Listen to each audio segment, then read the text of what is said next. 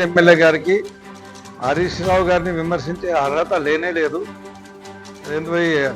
ఆకాశంని చూసి ఉమ్మపోతే తన ముఖం మీద పడే పరిస్థితి ఇది ఈరోజు ఆయన చేసుకున్నాడని చెప్పేసి తెలియజేస్తున్నాను. మీ 50 సంవత్సరాల పరిపాలనలో మీరు చెయ్యని అభివృద్ధి నారాయణఖేడ్కు కేవలం 10 సంవత్సరాల్లో హరీష్ రావు గారి సహకారంతో నారాయణఖేడ్ని అన్ని రంగాల్లో కూడా అభివృద్ధి చేసుకున్నాం. ఆయనను విమర్శించే అర్హత మీకు లేదు. ఇక వచ్చేసి సింగూరు విషయానికి వద్దాం. అయ్యా, సింగూరు కట్టి 40-45 సంవత్సరాలు అవుతుంది. మీ ముఖాలకు సింగూరు నుంచి కనీసం ఒక ఎంసీఎఫ్టీ అంటే ఒక బకెటెడ్ నీళ్ళన్నా నారాయణఖేడ్ నియోజకవర్గానికి అలాట్మెంట్ చేయించిండ్రా? చేపిస్తే నీ దగ్గర మన కాపీ ఉంటే చూపెట్టు, లేకపోతే ముక్కు నేలకు రాయి. తర్వాత మా ప్రభుత్వం వచ్చిన తర్వాత సింగూరు వాటర్ ఎటు పోతుండే అంతకుముందు? దాని కెపాసిటీ ఎంత అంటే 29.91 టీఎంసీలో సింగూరు ప్రాజెక్ట్ కెపాసిటీ. ఆ నీళ్ళన్నీ గతంలో కాంగ్రెస్ ప్రభుత్వము హైదరాబాద్ డ్రింకింగ్ వాటర్ సప్లై కొరకని మాత్రమే ఆ నీళ్ళని స్టోర్ చేసి దానికి మాత్రమే వాడుకునేది. మీరైతే ఏం చేయలేదు. కానీ దామోదర్ రాజనరసింహ గారు ఆయన కాన్సెన్సీకి 4 టీఎంసీల వాటర్ అలాట్మెంట్ చేసుకున్నాడు. ఇరిగేషన్ కొరకని, వ్యవసాయం కొరకని అలాట్మెంట్ చేసుకున్నారు. మీరు చేసింది సింగూరు విషయంలో మీరు చేసింది ఏమీ లేదు. సింగూరు గురించి మాట్లాడే అర్హత కూడా మీకు లేదు. మరి మా ప్రభుత్వం ఏం చేసింది? బీఆర్ఎస్ ప్రభుత్వం అధికారంలోకి రాగానే సింగూరు వాటర్ని హైదరాబాద్ డ్రింకింగ్ వాటర్ ఆపేసి మొత్తం వ్యవసాయానికి వాడుకునే కొరకని వాటిని వినియోగించుకునే కొరకని ఏర్పాటు అలాట్మెంట్స్ చేశాం. దాంట్లో 29.9 టీఎంసీలు ఉంటే అటు సంగమేశ్వర లిఫ్ట్ ఇరిగేషన్ ప్రాజెక్టుకు 12 టీఎంసీలు. దానికి సంబంధించిన వాటర్ మీకు తెలియక 2 కాన్సెన్సీల పేరు మాట్లాడడం. జైరాబాద్ వాడతాయి, అందోల్ వాడుతుంది, సంగారెడ్డి కాన్సెన్సీ వాడుతుంది. ఈ 3 నియోజకవర్గాలకు ఆ సంగమేశ్వర లిఫ్ట్ ఇరిగేషన్ ప్రాజెక్ట్ పోతుంది. కాబట్టి దానికి 12 టీఎంసీల నీరు అలాట్మెంట్ చేసింది మా గవర్నమెంట్. తర్వాత నారాయణఖేడ్ బసవేశ్వర లిఫ్ట్ ఇరిగేషన్ ప్రాజెక్టుకు 8 టీఎంసీల నీళ్లు సింగూర్లకి అలాట్మెంట్ చేసింది, కాళేశ్వరంకి కాదని చెప్పేసి నీ అర్థం చేసుకోవాలని చెప్పేసి, తెలుసుకోవాలని చెప్పి తెలియజేస్తున్నా. ఆయన తెలుసుకో, నువ్వు కలసపోయి చూసుకో, చదువుకో. ఈ రకంగా సింగూరు నుంచి నీళ్లు నారాయణఖేడ్కి ఇచ్చే కొరకని మేము ప్రయత్నం చేసినాం. తర్వాత ఈ ఏదైతే ప్రాజెక్ట్ శాంక్షన్ చేసినామో, శాంక్షన్ చేసిన తర్వాత 2022 అనుకుంటా ఐ థింక్ శాంక్షన్ అయింది. మా ప్రభుత్వం ఒక 1.5 ఏడాది కాలం మాత్రమే అధికారంలో ఉన్నది. ఆ 1.5 ఏడాది కాలంలో మేము చేయాల్సిన ప్రయత్నాలు అన్నీ చేసినాం. నువ్వు దుర్మార్గం తలపెట్టినావు. ఆ బసవేశ్వర లిఫ్ట్ ఇరిగేషన్ ప్రాజెక్టు అమలు కావద్దని చెప్పేసి అక్కడ రైతులను రెచ్చగొట్టినావు, రైతులతో నాపేపించే ప్రయత్నం చేసినావు. అయినా మేము ప్రయత్నం చేసి పంప్ హౌస్ కొరకని, సబ్స్టేషన్ కొరకని నిధులు మంజూరు చేసి ఆ భూసేకరణ కూడా పూర్తి చేసి, అక్కడ సంబంధించిన భూసేకరణ పూర్తి చేసి వాళ్ళకు డబ్బులు చెల్లించి పనులు మొదలు పెట్టడం జరిగింది. ఇక మీ ప్రభుత్వం వచ్చినాక నేను అసెంబ్లీలో మాట్లాడినా 3 దఫాలు మాట్లాడినా, 30 దఫాలు మాట్లాడినా. నువ్వు 30 దఫాలు మాట్లాడినా, 3 దఫాలు మాట్లాడినా, 300 దఫాలు మాట్లాడినా, నేను మాట్లాడినా, నేను ప్రపోజల్ పెట్టానని పక్కన పెట్టు. నువ్వు సాధించింది ఏంటి? 1 రూపాయన్న మంజూరు చేసుకొని వచ్చినావా? మరి నువ్వు ఈ 2.5 సంవత్సరాల్లో చెప్పాలని చెప్పేసి సంజయ్ రెడ్డికి నేను ఛాలెంజ్ విసురుతున్నా.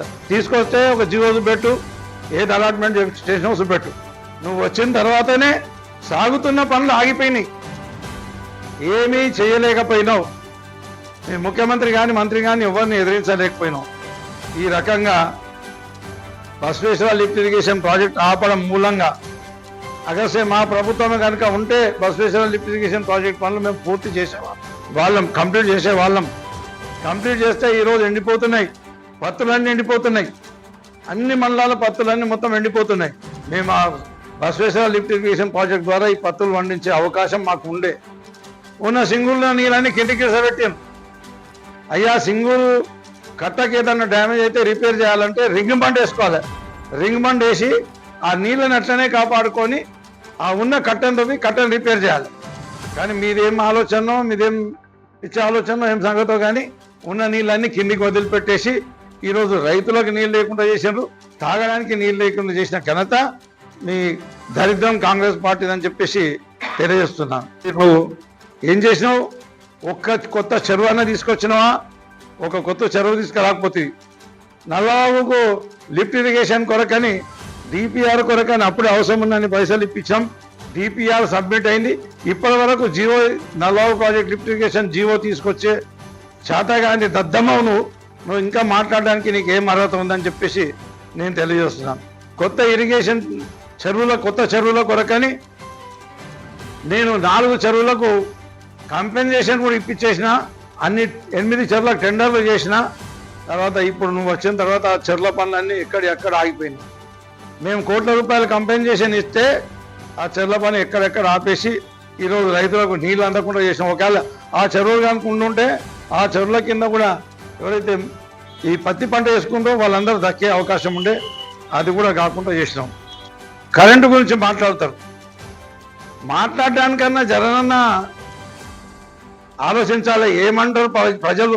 మేము మాట్లాడితే మా మీద ఉమ్ముస్తారని ఆలోచన ఉండాలి కనీసం. మీరు కాంగ్రెస్ పార్టీ గతంలో మా బీఆర్ఎస్ అధికారంలోకి రాకముందు ఏమిచ్చిన కరెంటు? మీరు 4 గంటల కరెంటు కూడా ఇవ్వలేదు మీరు. మేము అధికారంలోకి వచ్చిన తర్వాత 24 గంటల కరెంటు, నాణ్యమైన కరెంటు, ఉచిత కరెంటు ఇచ్చినాం. సబ్స్టేషన్లు అన్నీ మేమే ఏర్పాటు చేసినాం.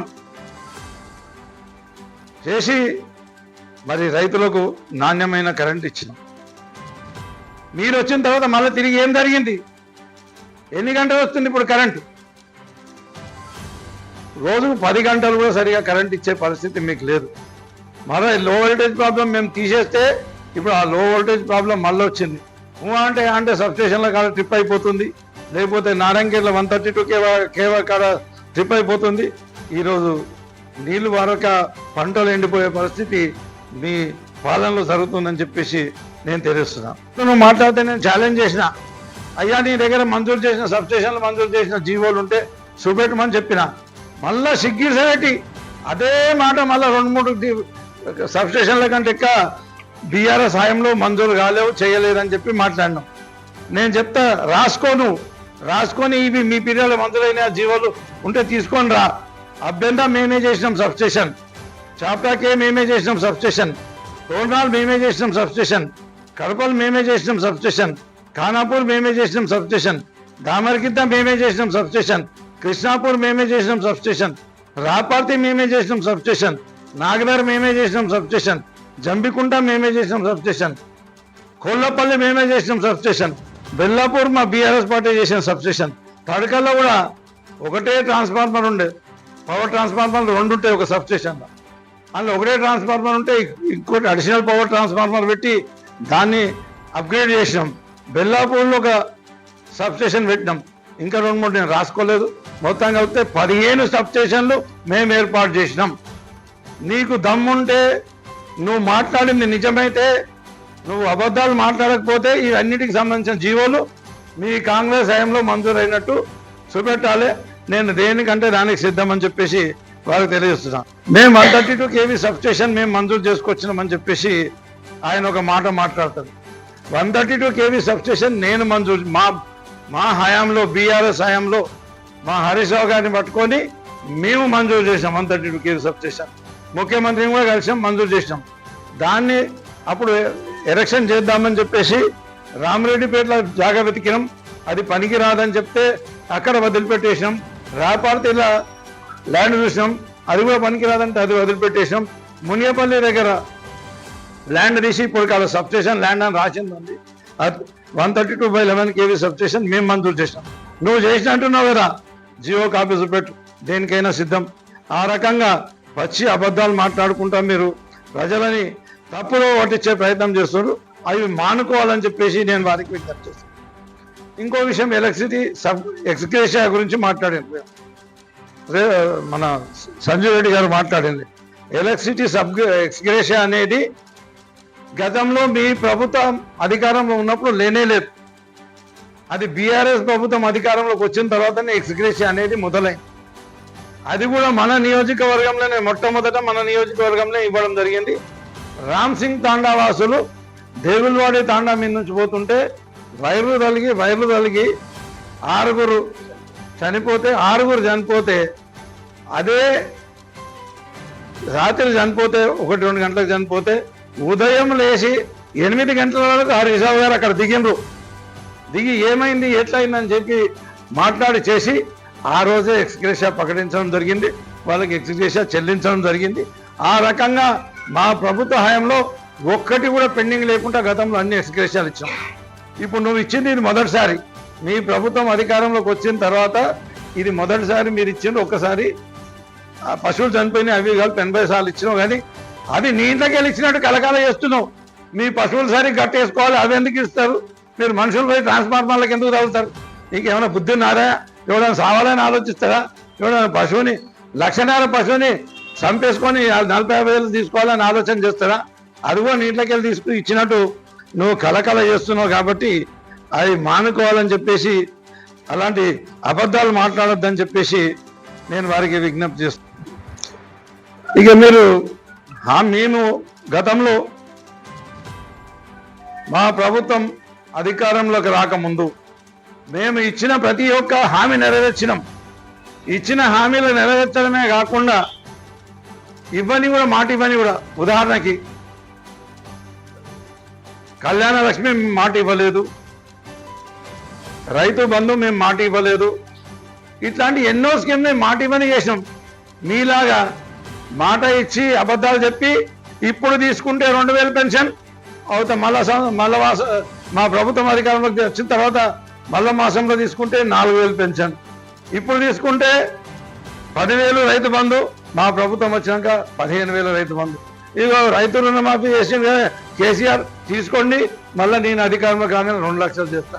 ఇట్లాంటి ఎన్నెన్నో అబద్ధాలు చెప్పి మహిళలకు 2,500 ఇస్తా, అది ఇస్తా, ఇది ఇస్తా అని చెప్పేసి అబద్ధాలు చెప్పి మీరు అధికారంలోకి వచ్చి ప్రజలను మోసం చేసి అధికారంలోకి వచ్చి మరి ఇచ్చిన వాగ్దానాలు తప్పింది. 6 గ్యారెంటీలు మర్చిపోయింది, 420 వాగ్దానాలు మర్చిపోయింది. ప్రజలకు మోసం చేసింది మీరు మోసం చేసింది మీరు. మేము అధికారంలో ఉన్నప్పుడు ప్రతి ఒక్క హామీ కూడా నెరవేర్చడం జరిగిందని చెప్పేసి నేను తెలియజేస్తున్నా. మన స్కూళ్ళన్నీ బీఆర్ఎస్ హయాంలో మూసేసిందని చెప్పి మాట్లాడడం జరిగింది. ఆయన అబద్ధం మాట్లాడడం జరిగింది. బీఆర్ఎస్ హయాంలో ప్రతి స్కూల్ కూడా కరెక్ట్గా పర్ఫెక్ట్గా నడిచింది. ఎవరైనా టీచర్లు డ్యూటీ చేయకపోతే ఎంబడి వాడిని సస్పెండ్ చేయించి అన్ని స్కూళ్ళు మంచిగా నడిచే విధంగా, అన్ని స్కూళ్ళల్లో టీచర్లు వచ్చే విధంగా ఏర్పాటు చేసి స్కూళ్ళు మంచిగా నడిపించింది మా బీఆర్ఎస్ ప్రభుత్వం. ఇప్పుడు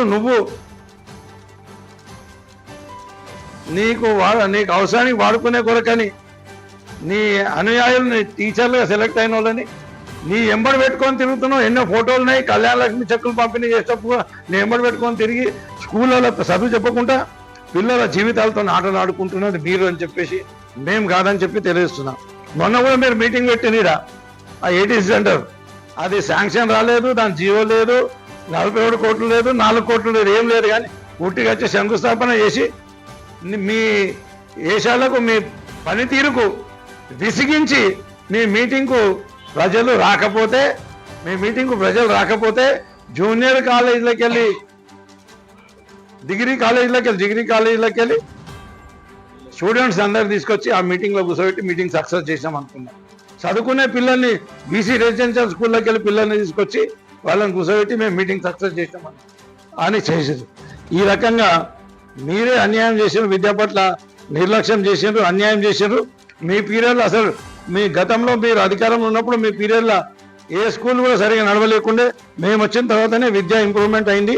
అదే కాకుండా మేము 8 గురుకుల పాఠశాలలు తీసుకొచ్చినాం. 2 మైనార్టీ గురుకుల పాఠశాలలు, 4 గిరిజన గురుకుల పాఠశాలలు, 2 జ్యోతిబా పూలే బీసీ గురుకుల పాఠశాలలు శాంక్షన్ చేసినాం. ఇందులో శాంక్షన్ చేసిన వాటిల్లో కూడా 4 గిరిజన గురుకుల పాఠశాలలకు ఒక్కొక్క దానికి 9,20,00,000 రూపాయలు మంజూరు చేసి వాటిలో బిల్డింగ్లు కట్టినాం. మిగతా కూడా ఇప్పుడు కన్స్ట్రక్షన్ ప్రోగ్రెస్ ఉందని చెప్పేసి మీరు ఏమి చేయలేదని చెప్పేసి నేను తెలియజేస్తున్నా. మా హయాంలో జరిగింది. అర్బన్ ఫారెస్ట్ పార్క్ కూడా గతంలో దానికి శాంక్షన్ చేయించి దాన్ని డెవలప్మెంట్ చేసింది మేము. ఇప్పుడు అక్కడిక్కడ చిన్న చిన్న పనులు చేసి షోపుట్ ఆఫ్ చేసి అర్బన్ ఫారెస్ట్ పార్క్ మేము చేసినాం, శాంక్షన్ చేసినామని చెప్పి అబద్ధాలు చెప్పుకుంటూ కాలం గడిపే ప్రయత్నం చేస్తున్నారు మీరు. దయచేసి ఇవన్నీ మానుకోండి. హరీష్ రావుని విమర్శించడం అంటే సూర్యుడు ఏమైతే నీ ముఖం మీద పడ్డదని అర్థం చేసుకోవాలని చెప్పేసి తప్పకుండా మరి రేవంత్ రెడ్డి గారు చేసే దుర్మార్గం పనులు, దుర్మార్గం మాటలకు ప్రజా వ్యతిరేక కార్యక్రమాలు చేసినప్పుడు ఆపోజిషన్గా మా బాధ్యత, ప్రతి ఒక్క దాన్ని నిలదీయడం మా బాధ్యత. కాబట్టి అది నిలదీస్తూనే ఉంటాం, ప్రజల కొరకని పోరాటం చేస్తూనే ఉంటాం. మీరు మమ్మల్ని కోసేసినా నరికేసినా ఎన్ని దొంగ కేసులు కట్టినా మా రక్తం తీసుకొని పొలాలకు వెళ్తామంటారు. మీరు తాగినా మేము మాత్రం బతుకున్నంత కాలం బీఆర్ఎస్ పార్టీ తప్పకుండా ప్రజల పక్షాన నిలబడతాం, రైతుల పక్షాన నిలబడతాం, రైతుల కొరకని పోరాటం చేస్తామని తెలియజేస్తూ సెలవు తీసుకుంటున్నాను. నీళ్లు కిందికి వదిలేయడం మూలంగా ఈరోజు సాగునీటికి ప్రాబ్లం అవుతుంది, మరి తాగునీటికి కూడా ప్రాబ్లం అవుతుంది. ఇంకో మాట వారు మాట్లాడుతూ, ఎమ్మెల్యే గారు చెప్పిన మాట ఏంటంటే మిషన్ భగీరథతో సంబంధం లేకుండా గతంలో నీళ్ళు వారినాయి. మిషన్ భగీరథ ఉట్టిగా ఎవరికి నీళ్ళు పోలేదు, ఒక్కరోజు కూడా నీళ్ళు పోలేదు, ఒక గంట కూడా నీళ్ళు పోలేవు అని చెప్పేసి ఆయన పశ్చాబద్ధాలు మాట్లాడడం జరిగింది. ప్రతి ఊరికి ప్రతి ఇంటికి నీళ్ళు ఇచ్చినాం. నువ్వు పోయి ప్రతి ఊర్లో పోయి అడుగు, అప్పుడు ఎట్లా వచ్చినాయి నీళ్ళు, ఇప్పుడు ఎట్లా వస్తున్నాయి అంటే మాకు అప్పుడు రోజు వచ్చినాయి, ఇప్పుడు వారానికి ఒకసారి కూడా వస్తలేవు, లేకపోతే మొత్తం బంద్ అయినాయని చెప్తారు. అది వాస్తవంగా మేము అన్నీ కంప్లీట్ చేసి పెడితే లిఫ్ట్ పెట్టినాము, పైప్ లైన్లు వేసినాము, ఇంటింటికి నల్లా పెట్టించినాము, వాటర్ ట్యాంక్స్ కూడా కట్టలేదని చెప్పేసి నువ్వు అబద్ధం మాట్లాడినావు. వాటర్ ట్యాంక్స్ కూడా 200 పైన వాటర్ ఓహెచ్ఎస్ఆర్ ట్యాంక్స్ కూడా కట్టింది మేమే, కొత్త ఓహెచ్ఎస్ఆర్ ట్యాంక్స్ కట్టింది కూడా మేమే. తర్వాత ఇంటింటికి నల్లా ఇచ్చి నీళ్ళు అందించింది మేమే. మిషన్ భగీరథ రాకముందు ఎక్కడ కూడా ఏ ఊరికి కూడా నీళ్లు పోలేదు. అందరు నీళ్ళ కొరకని చాలా అవస్థపడ్డారు. 60 ఏళ్ళ నుంచి ఘోషపడితే 60 ఏళ్ళ తర్వాత మేము కంప్లీట్ చేసి అందరికీ నీళ్ళు దాపితే మీ దరిద్రం కొట్టు కాంగ్రెస్ ప్రభుత్వం వచ్చిన తర్వాత ఏ ఊరికి ఏ ఇంటికి చక్కగా నీళ్ళు పోతలేవు. అది నీ అసమర్థత వల్ల, మీ ముఖ్యమంత్రి అసమర్థత వల్ల జరుగుతుందని చెప్పేసి నేను ఎమ్మెల్యే గారికి తెలియజేస్తాను.